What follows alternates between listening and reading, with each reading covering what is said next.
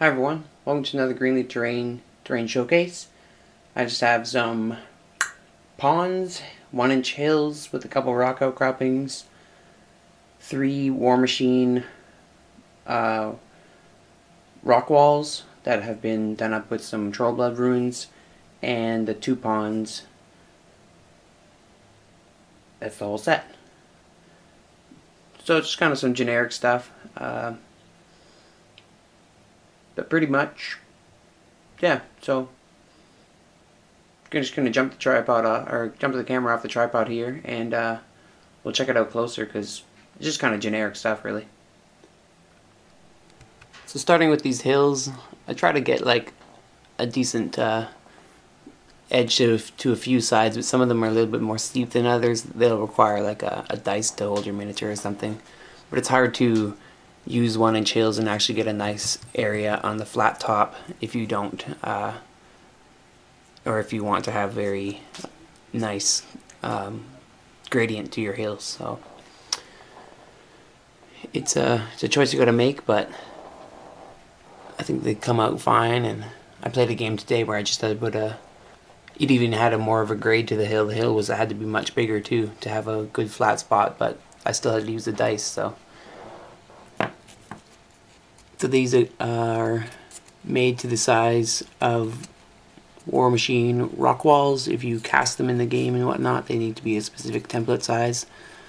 So these guys are all based on the same template size, and then they're just some pink foam blocks, and then just glowy green troll blood runes. Just kind of followed some runes from the Troll Bloods book. Went around, and you know, each one of them is unique and different. Everything is custom made with Greenleaf Terrain, so no one's really going to get anything that's 100% the same. It's a lot of the same materials are used, but I don't have a template for cutting anything out, and the blocks are all hand cut, so they're pretty much the same size. But yeah. Anyways, moving on. I got 5 tree stands back here. Again, all the trees are removable. It's hard to do it one-handed, so I'm not going to really attempt it. But I've showed the trees are removable before, and I do make them what I kind of consider an open tree stand. So even if you aren't removing them, you can pretty much place quite a few miniatures in here without removing all your trees. I kind of clump them in an area or just off to the sides. I don't really put any of the trees in the middle. I know it doesn't really make for a super nice tree stand, like thick wise, but on the board altogether, like all 5 stands make a good little forest, so that's okay. And I also put a variety of dead trees, coniferous and deciduous trees, to make the stands a little bit more realistic. Varied heights of trees. Generally, most of the trees are these 5 to 7-inch woodland scenics tree armatures. And we got a big glare off the light here, but these ponds change color because they are airbrushed with blues. They kind of just changed color there. Airbrushed with blues. Can't really get that light out of there. Yeah, airbrushed with blues, and yeah, see, this one is like a teal color.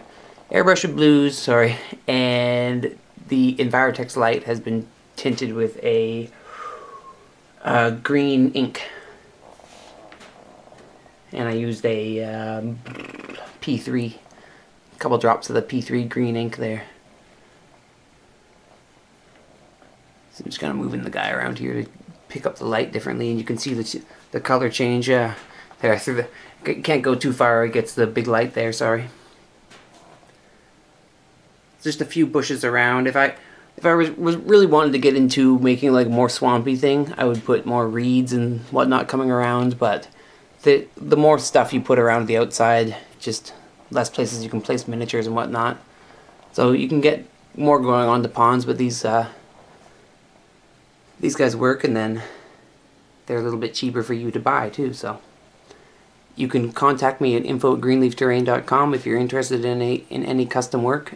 Also do commission painting work for miniatures. I can order the miniatures for you, so just send us an email and we'll get back to you within 24 hours. So thanks for watching. Please subscribe, and I'll have more videos to come.